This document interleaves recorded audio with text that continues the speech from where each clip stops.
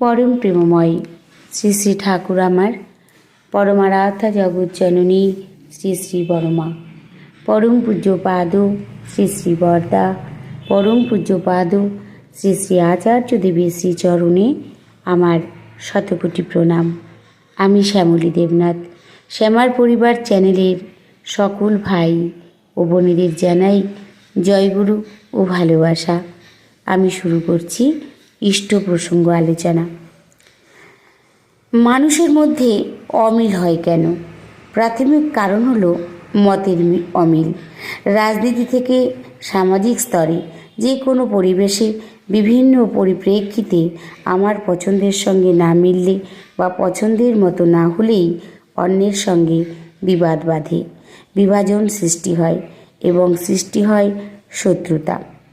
আমরা সকলেই চাই অন্যেরা আমার মত বা পছন্দের সঙ্গে সহমত হোক। কার্যত সেটা সম্ভব নয়। প্রত্যেকের বৈশিষ্ট্য আলাদা, ভাবনা, চিন্তা, স্বভাব, চরিত্র, পছন্দ অপছন্দ, ভাষা, কৃষ্টি, খাদ্যাভ্যাসের ভিন্নতা তো আছেই। তাই সকলকে নিয়েই চলতে হবে, বিরোধ সৃষ্টি করে নয়, নিরোধ করে। একবার ইংরেজির এক অধ্যাপক ঠাকুরকে বলেন, আপনার বিজ্ঞানসম্মত সমন্বয়মূলক মতাদর্শ খুবই আকর্ষণীয়, প্রাসঙ্গিক, কিন্তু এই দীক্ষা, গুরু গ্রহণ এটা একেবারে সেকেলে। আপ টু ডেট যারা, তারা এটাকে মানতে চাইবে না। পরম প্রেমময় শ্রী শ্রী ঠাকুর অধ্যাপককে বললেন, আপ টু ডেট কথাটা খুব শুনতে পাই, এই আপ টু ডেট কথাটার অর্থ কী দাদা?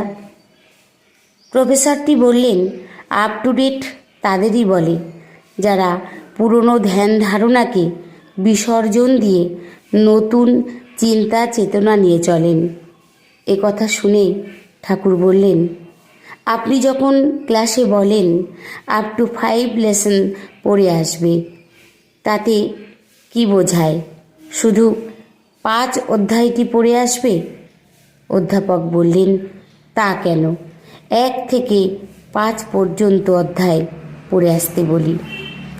শ্রী শ্রী ঠাকুর এবার হেসে বললেন, আপ টু 5 বলতে যেমন 1 থেকে 5 বোঝায়, আপ টু ডেট বলতে আমি তাকেই বুঝি অতীতকে বিসর্জন দিয়ে নয়, ঐতিহ্যবাহী অতীতের উপর দাঁড়িয়েই যিনি বিবর্তিত বর্তমানকে গ্রহণ করেন, তিনি আপ টু ডেট।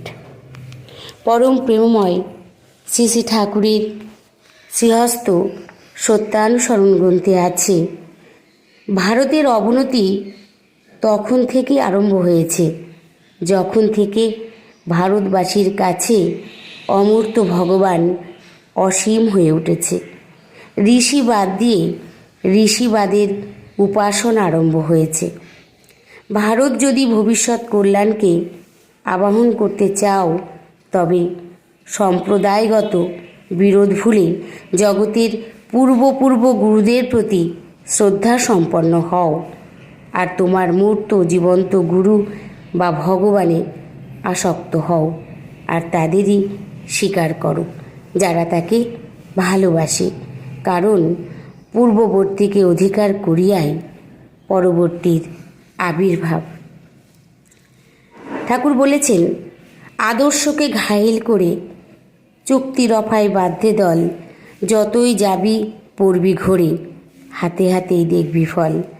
পৃথক পৃথক দল যখনই, এ ওর স্বার্থ নয়, ইষ্টহারা বেকুব পাড়া, সবাই সবার ক্ষয়। তাই প্রবৃত্তিকেন্দ্রিক আত্মস্বার্থ প্রতিষ্ঠা নয়, চাই পরার্থ পরতায় সবাই মিলে বাঁচার পথে, বেড়ে ওঠার পথে চলা। জীবনে ভ্রান্তি আসে তখনই যখন আমরা উৎস বিমুখ হয়ে চলি। সবাই ভালো থাকবেন, সুস্থ থাকবেন।